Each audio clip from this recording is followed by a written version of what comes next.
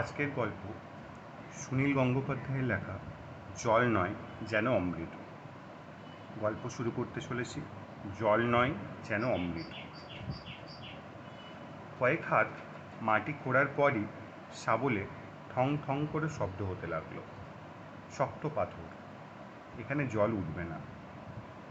মিস্ত্রিরা হতাশ হয়ে বসে পড়ল। এই নিয়ে 4 বার টিউবওয়েল বসাবার চেষ্টা হচ্ছে। বড় পাইপ কেনা হয়ে গেছে, টাকা পয়সারও অভাব নেই, কিন্তু জল পাওয়া যাচ্ছে না। এই বৈশাখ মাসে জলের জন্য চতুর্দিকে হাহাকার। একটা পাকুড় গাছতলায় দাঁড়িয়ে আছে বরকা মাহাতো। গ্রামের মানুষদের চেয়ে তার চেহারাটা অন্যরকম। জিন্সের প্যান্ট আর টি শার্ট পরা, মাথার বাবরি চুল ঠিকঠাক আঁচড়ানো, দাড়ি কামানো, চকচকে মুখ। বরকা এই ভীমগড় গ্রামেরই ছেলে, কিন্তু অনেক দিন সে এখানে ছিল না। যখন তার 14 বছর বয়স, তখন সে একা একা বদরপুরের হাটে গিয়েছিল। তারপর আর ফেরেনি। কেউ কেউ বলেছিল তাকে ছেলে ধরারা চুরি করে নিয়ে গেছে। কেউ বা বলেছিল খড়গাঁওয়ের গুনিন তাকে মন্ত্র বলে ভেড়া বানিয়ে ফেলেছে। মোট কথা 1 বছর, 2 বছর, 10 বছর, 20 বছরের মধ্যেও বরকাকে কেউ আশেপাশের কোথাও দেখেনি। 1 মাস আগে ফিরে এসছে সে হঠাৎ। গায়ে তার শহুরে বাবুদের মতন জামা, আর পায়ে বুট জুতো, সঙ্গে আবার মোজা। বরকার বাবা এর মধ্যে মারা গেছে। তার এক বড় ভাই আর 2 বোন ছিল। এক বোনের বিয়ে হয়ে চলে গেছে অন্য গ্রামে, অন্য বোনটার বিয়ে হয়নি, কারণ তার গায়ে সেতি আছে। বড় ভাইটার একটা পা ট্রেনে কাটা গেছে, তাই সে মাঠে কাজ করতে পারে না, বাড়িতে বসে বিড়ি বাঁধে। আর বরকার মা এখন অন্ধ। ছেলে এতদিন পরে ফিরে এসেছে বলে সে বুড়ির কি আনন্দ, কিন্তু ছেলেকে সে দেখতে পায় না। গায়ে মাথায় হাত বুলিয়ে বোঝার চেষ্টা করে, কিন্তু 14 বছরের যে ছেলেকে সে দেখেছিল তার বয়স এখন 34 বছর। তার গায়ে হাত বুলিয়ে কি ছেলেকে চেনা যায়? তবু সে আনন্দে খলখলিয়ে হাসে। তুই এতদিন কোথায় ছিলি রে বরকা? অনেকেই জিজ্ঞাসা করে এ কথা। বরকা সঠিক উত্তর না দিয়ে বলে, চলে গিয়েছিলুম সমুদ্র পেরিয়ে এক মরুভূমির দেশে। এ গ্রামের কোনো লোক সমুদ্র দেখেনি, মরুভূমি কাকে বলে তাও জানে না। বরকা এখন মাঝে মাঝে ইংরেজি বলে ফেলে। তার পকেট ভর্তি অনেক টাকা। সে তো বাবু সেজে শহরেই থেকে যেতে পারত, কিন্তু সে ফিরে এসেছে তার মাকে দেখবার জন্য। এতদিন পরে কেন? তার উত্তর সে দেয় না। কতদিন থাকবে তাও ভালো করে বলে না। তাদের মাটির বাড়ি, খোলার চাল, তাও ভেঙে পড়েছে প্রায়। বরকা মিস্ত্রি ডেকে সে বাড়ি সারিয়ে ফেলল খুব তাড়াতাড়ি। কোনো হারানো মানুষ ফিরে এলে গ্রামের সব মানুষকে খাওয়াতে হয়, এটাই বহুদিনের নিয়ম। বরকা একদিন বিরাট ভোজ দিল। যে যত পারো ভাত আর মুরগি খাও। কয়েক হাঁড়ি মিঠাইও আনা হলো দূরের শহর থেকে। সবাই খুব খুশি। গ্রামের সব ছোট ছেলেমেয়েরা অবাক হয়ে চেয়ে থাকে বরকার দিকে।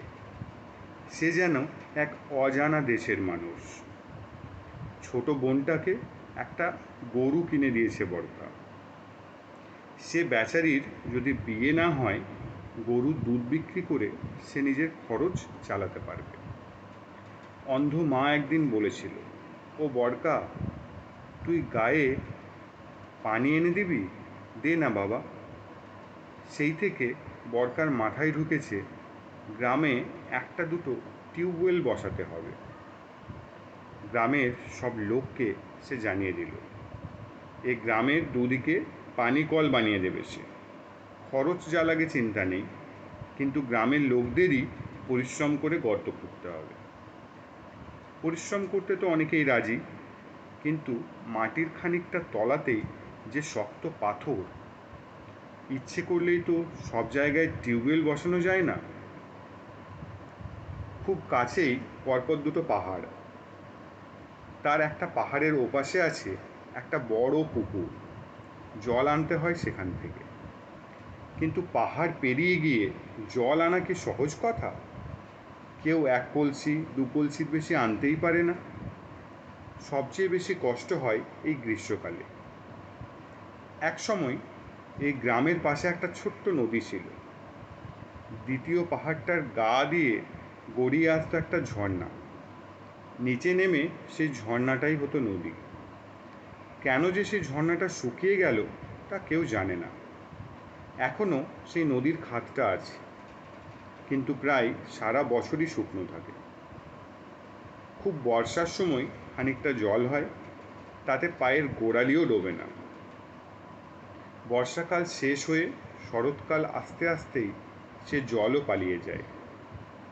4 বার টিউবওয়েল বসাতে ব্যর্থ হয়ে সবাই যখন হতাশ হয়ে পড়েছে, বরকা মাহাতো তখনও হার মানতে চায় না। সে বলল, চলো তো ওই শুকনো নদীটার খাতে গিয়ে গর্ত করি। পানি কল না হোক, কুয়ো তো হতেই পারে, কুয়ো হলেও কাজ চলবে। সবাই মিলে গেল সেই নদীর কাছে। এবার বরকা নিজেও তার জামা প্যান্ট খুলে ফেলল। শুধু একটা জাঙ্গিয়া আর গেঞ্জি পরে সেও নেমে পড়ল শাবল হাতে। কালো পাথরের মূর্তির মতন তার শরীর। সে লাফিয়ে লাফিয়ে প্রচণ্ড জোরে কোপ মারতে লাগলো মাটিতে। দুপুর থেকে বিকেল পর্যন্ত 9-10 জন মিলে খুব পরিশ্রম করলো, তবু কোনো লাভ হলো না। 7-8 হাত নিচেই নিরেট শক্ত। শাবল মারলে আগুনের ফুলকি বেরিয়ে আসে। জলের দেখা নেই। তাহলে এ গ্রামের মানুষ কি চিরকাল জলকষ্টেই থাকবে? তখন একজন বুড়ো লোক বলল, ওরে, একবার দুর্জয় সিংকে পুষে দেখ না, সে পাকা কথা বলে দেবে। অন্য একজন বলল, দুর্জয় সিং কি এখনো বেঁচে আছে? সে নাকি মাটির তলায় সেধিয়ে গেছে কবে। আরেকজন বলল, না, আমি তাকে 1 সপ্তাহ আগে হাটে দেখেছি। সে সবসময় গাঁজা টেনে বুঁদ হয়ে থাকে। দুর্জয় সিংয়ের বাড়ি বুড়ো শিবতলা মন্দিরের পাশে। তার সংসারে আর কেউ নেই, সে থাকে একা। বরকা কখনো দুর্জয় সিংকে দেখেনি। তার ছোটবেলায় সে শুনেছিল এই মানুষটা নাকি জলের গন্ধ পায়। বক্রেশ্বরে যেখানে গরম জলের ঝর্ণা আছে, সেখানে গিয়ে দুর্জয় মাঝি নাকি আরও 3টে ঝর্ণা আবিষ্কার করেছিল। আরও অনেক গল্প আছে। হিরণমারি গ্রামে যখন একটা বড় কুয়ো খোঁড়া হয়, তখনও এরকম হয়েছিল। কোথাও জল উঠেছিল না, দুর্জয় সিংকে ডেকে নিয়ে যাওয়া হলো সেখানে। সে নাকি এক জায়গায় মাটিতে পা ঠুকতেই সেখানে তীব্র বেগে জল উঠে এসেছিল। এই রকম আরও কত গল্প। বরকা বলল, ঠিক আছে, দেখা যাক দুর্জয় সিং কিছু করতে পারে কিনা। পাহাড়ের নিচে যে জঙ্গল, সেখানে বুড়ো শিবতলার মন্দির। এ মন্দিরে এখন আর পুজো হয় না। একটা শ্মশান আছে, সেখানেও এখন আর কেউ আসে না। একটা খাটিয়ায় শুয়ে আছে দুর্জয় সিং। খুবই বুড়ো হয়ে গেছে, বেরিয়ে গেছে বুকের হাড় পাঁজরা। সে কি খায়, কে তাকে খেতে দেয়, কে জানে। বরকাদের দলবল দেখেছে উঠে বসল। তাদের প্রস্তাব শুনে সে মিটিমিটি হাসতে হাসতে দুহাত নেড়ে বলতে লাগলো, আর তো হবে নি, আমার কোটা শেষ হয়ে গিয়েছে। এক সাধু বাবা আমার এই বিদ্যে শিখিয়েছিল। সেই সাধু বাবা বারবার করে বলে দিয়েছে, ওরে পাগলা, এই বিদ্যে 5 বারের বেশি ব্যবহার করবি না, কারোর কাছ থেকে পয়সা নিবি না, সাবধান, 5 বারের বেশি লোভ করবি না। বরকা দেশে বিদেশে ঘুরেছে, সে এসব কথা বিশ্বাস করে না। সে বললে, তোমার 5 বারের কোটা শেষ হয়ে গেছে, তার বেশি হলে কি ক্ষতি হবে? এ তো মানুষের উপকারের জন্য। দুর্জয় সিং বলল, ওরে বাচ্চা, মাটি হচ্ছে আমাদের মা জননী, তার বুকে বারবার কোপ মারলে কি তার কষ্ট হয় না? আমি সেই পাপ আর করতে পারবো না। বড়কা বলল, দাদু, মাটি আমাদের মা, মায়ের সন্তানেরা যদি জলের অভাবে ছটফট করে মরে, চাষের ক্ষতি হয়, তাতে মাটি মায়ের কষ্ট হয় না? মা যে তার জল বুকের মধ্যে লুকিয়ে রেখেছে। দুর্জয় বলল, ওসব আমি বুঝি না, তোরা কি আমাকে মারতে চাস? বড়কা বলল, তুমি মরবে কেন? আমরা রয়েছি না? আমরা সবাই তোমাকে পাহারা দেব। সঙ্গের অন্যরাও বলল, আমরা আপনাকে বাঁচিয়ে রাখবই। দুর্জয় সিং মাথা নেড়ে বলতে লাগলো, পারবি না, পারবি না, আমার গুরুজি বলেছেন মাটি মা আমাকে ভেতরে টেনে নেবে। বরকার আসলে খুব দেখার ইচ্ছে দুর্জয় সিংয়ের সত্যি এরকম ক্ষমতা আছে কিনা। কারোর যদি এরকম সত্যি ক্ষমতা থাকে, তাহলে সে 5 বারের বেশি 6 বার সেটা ব্যবহার করলে মরে যাবে কেন? মাটি কি কোনো মানুষকে টেনে নিতে পারে, সেটাও দেখতে হবে। সে প্রায় জোর করেই দুর্জয় সিংকে তুলে নিয়ে গেল। গ্রামে এনে আগে খাওয়ানো হলো ভালো করে। 7খানা রুটি, অনেকখানি ঢ্যাঁড়সের তরকারি আর আস্ত একটা ঝলসানো মুরগি। তারপর এক ছিলিম গাঁজা টেনে বলল, ওরে, বুড়ো হয়েছি বটে, কিন্তু তবু এখনো মরতে ইচ্ছা করে না। তোরা আমাকে বাঁচিয়ে রাখতে পারবি তো? বরকা জোর দিয়ে বলল, আমি সবসময় থাকবো তোমার পাশে। দুর্জয় সিং বলল, তাহলে আমাকে 1 বাটি জল এনে দে। এলো 1 বাটি জল। দুর্জয় সিং কিছুক্ষণ সেই বাটির জলের দিকে তাকিয়ে কি যেন বিড়বিড় করে, তারপর হাঁটতে শুরু করে। বেশ কয়েক পা হেঁটে গিয়ে সে এক জায়গায় হঠাৎ থেমে গিয়ে একেবারে উপুড় হয়ে শুয়ে পড়ে। তারপর মাটির গন্ধ শুকতে থাকে কিছুক্ষণ ধরে। বরকা ভুরু কুঁচকে তাকিয়ে থাকে। মাটির অনেক নিচে থাকে জল, ওপর থেকে সেই জলের গন্ধ পাওয়া কি সম্ভব? সবটাই গাঁজাখুরি ব্যাপার নয় তো? এইরকমভাবে মাটিতে দণ্ডি কেটে এগোবার পর 7 বারের পর এক জায়গায় দুর্জয় সিং উঠে দাঁড়িয়ে বলল, মিল গয়া, এখানে খোঁড়ো, পানি পাবে। বরকা কিছু বলার আগেই অন্য লোকেরা মহা উৎসাহে সে জায়গাটা খোঁড়া শুরু করল। আশ্চর্য ব্যাপার, অনেকটা খুঁড়েও এবার কোনো পাথরে ঠং ঠং শব্দ হলো না, নরম মাটি। এবারে বসানো হতে লাগলো টিউবওয়েলের পাইপ। পাইপগুলো বেশ সহজেই ঢুকে যেতে লাগলো, পর পর 10খানা পাইপ। এরপর অবশ্যই জল পাওয়ার কথা। বরকা এইটুকু জানে যে মাটির তলায় বিভিন্ন স্তরে ঠিক সমতল নয়, ঢেউ খেলানো। তলায় যেখানে ঢেউটা বেশ গভীর, সেখানে জল জমে থাকতে পারে, ওপরের দিকটা থাকে শক্ত পাথর। সেরকম একটা ঢেউয়ের জায়গায় দুর্জয় সিং খুঁজে বার করেছে, কিন্তু ওপর থেকে গন্ধ শুকে বোধহয় এরকম বিশেষ ক্ষমতা থাকে। এর মধ্যে ম্যাজিক কিছু নেই। অতগুলো পাইপ বসিয়ে ওপরে লাগানো হলো টিউবওয়েল যন্ত্রটি। এবার ওপর থেকে বেশ কিছুক্ষণ জল ঢেলে ঢেলে পাম্প করতে থাকলো। একসময় তলা থেকে জল উঠে আসতে শুরু করে। সেরকম চেষ্টা চলল পুরো 1 বেলা ধরে, কিন্তু জল উঠল না। এ কী অদ্ভুত ব্যাপার! যারা অন্য গ্রামে টিউবওয়েল বসানো দেখেছে তারাও হতবাক। এতগুলো পাইপ ভেতরে ঢুকে গেল, ওপর থেকে এত জল ঢালা হচ্ছে, তাও বসে যাচ্ছে নিচে। তাহলে জল উঠছে না কেন? এ কী অদ্ভুত ব্যাপার!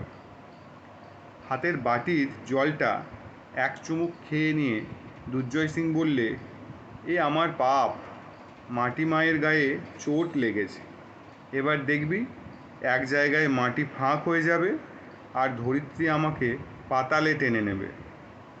বরকা বলল, দাদু, আমি আপনার পাশে থাকবো সব সময়। দেখি কে আপনাকে টেনে নেয়। সেই শুকনো টিউবওয়েলের পাশে টাঙানো হলো একটা তাঁবু। সেখানে সব সময় শুয়ে থাকে দুর্জয় সিং, আর তার পাশে জেগে বসে থাকে বরকা মাহাতো। আর জল ঢেলে ঢেলে সেই টিউবওয়েল থেকে জল বার করার চেষ্টা চালাতেই লাগলো। এর মধ্যে কে যেন বলল, এবছর ইন্দ্র দেবতার পুজো হয়নি, তাই বৃষ্টিও আসছে দেরিতে। ইন্দ্র দেবতাকে খুশি করতে পারলে বৃষ্টিও নামবে তাড়াতাড়ি, তখন টিউবওয়েল থেকে জলও উঠবে। ইন্দ্র দেবতা নাকি নাচ গান ভালোবাসে, তাই গ্রামের সব মেয়েরা নাচ গান শুরু করলো সেই তাঁবুর পাশে। তবু আকাশের কোনো দিকে মেঘের দেখা নেই।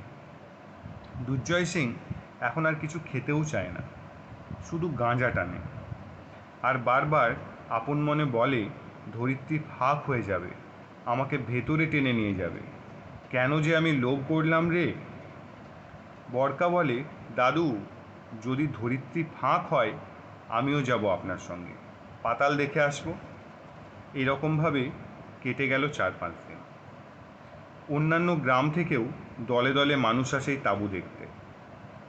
টিউবকলে জল আসবে না মাটি দুফাঁক হয়ে দুর্জয় সিংকে টেনে নেবে, কিছুই হয় না। টিউবকলেও জল আসে না। হঠাৎ একটা জিপ গাড়ি এসে থামলো সেই গ্রামে।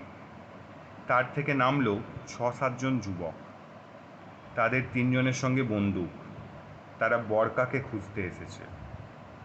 তারা কিন্তু মারামারি করতে আসেনি, তারা বরকাকে খুঁজতে এসেছে। বরকার সঙ্গে তাদের কি কথা হলো কেউ জানে না। একসময় বরকা উঠে গেল সেই জিপ গাড়িতে। তার মাকেও কিছু বলে গেল না। গ্রামের লোক ধরেই নিল বরকাকে আর কোনো দিন দেখা যাবে না। এরকম তো প্রায়ই হয়। জল পাওয়া তাদের ভাগ্যে নেই। এতকাল ধরে তাদের ভাগ্যে যে কষ্ট সহ্য করতে হয়েছে তাই চলবে, এটাই তাদের নিয়তি। কিন্তু দুর্জয় সিংয়ের কি হবে? সে যে দিন দিন দুর্বল হয়ে যাচ্ছে। টিউবওয়েলটাও শুকনো। বরকা চলে যাওয়ার পরের দিন বিকেলবেলা ঝড় উঠল। প্রথমে ফিনফিনে হাওয়া, তারপর শোঁ শোঁ শব্দ, তারপর যেন শুরু হলো প্রলয়। আকাশেও প্রবল বজ্রগর্জন। দুর্জয় সিং যেন হঠাৎ চাঙ্গা হয়ে উঠেছে। তাঁবু থেকে বেরিয়ে দুর্জয় সিং নাচতে শুরু করে। বলতে লাগলো, এসেছে রে, এসেছে, এবার মাটি ফাটিয়ে আমাকে নিয়ে যাবে, পালা তোরা পালা। কিন্তু কে কোথায় পালাবে? এই পাহাড় আর জঙ্গল ঘেরা গ্রামে পালাবার তো কোনো জায়গা নেই। আর যতই প্রলয়ের ঝড় উঠুক, নিজের বাড়িঘর ছেড়ে কেউ কি যেতে চায়? বিকেল সন্ধে সারা রাত ধরে চলল সেই ঝড়। সকালবেলা দেখা গেল দুর্জয় সিংয়ের তাঁবুটা একেবারে উড়ে গেছে। দুর্জয় সিংও কোথাও নেই। কিন্তু মাটি কোথাও দুভাগ হয়নি, কোথাও ফাটল নেই। তাহলে দুর্জয় সিং গেল কোথায়? কেউ জানে না, কেউ দেখেনি। একটু বেলা হতেই এলো জিপ গাড়ি। তার থেকে নামলো বরকা মাহাতো। বরকা ফিরে এসেছে। কি আশ্চর্য কথা! এই হতভাগা জায়গায় কিছুই পাওয়া যাবে না, জলও পাওয়া যাবে না। বরকার তো এখন অনেক টাকা, সে তো তার অন্ধ মাকে নিয়ে শহরে থাকলেই পারে।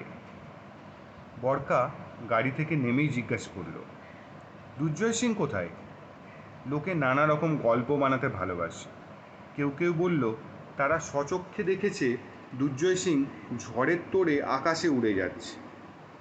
বরকা তাদের ধমক দিয়ে বলল, ধুর, মানুষ কখনো আকাশে উঠতে পারে নাকি, যতই ঝড় হোক। কিন্তু দুর্জয় সিং গেল কোথায়? ধরিত্রী তাকে টেনে নেননি, ভূমিকম্পও হয়নি। কিন্তু বুড়োটা দুর্বল দুর্জয় সিং কোথাও নেই, এ কথাও ঠিক।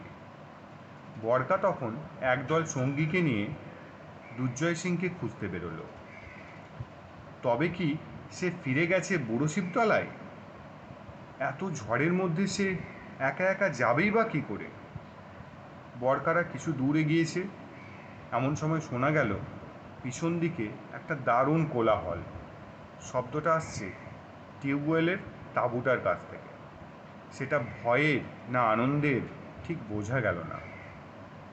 প্রথমেই মনে হয় ওখানে কোনো বিপদ ঘটল নাকি। গত বছর ওই জায়গায় একটা পাইথন সাপ বেরিয়েছিল। বরকার সঙ্গীরা পেছন ফিরে দৌড় শুরু করেছে। বরকাও যোগ দিল তাদের সঙ্গে। সেখানে পৌঁছে দেখল পাইথন সাপ বেরোয়নি, অন্য কোনো বিপদ হয়নি, সবাই আনন্দের ধ্বনি করছে। সেই শুকনো টিউবওয়েল থেকে বেশ তোড়ে বেরিয়ে আসছে জল। কয়েকজন পাম্প করছে, অন্যরা অঞ্জলি পেতে পান করছে সেই জল, ছিটিয়ে দিচ্ছে চোখে মুখে। কি ঠান্ডা, কি সুন্দর স্বাদ! জল নয়, যেন অমৃত। গল্প এখানেই শেষ। গল্প ভালো লেগে থাকলে লাইক অ্যান্ড শেয়ার অবশ্যই করবেন।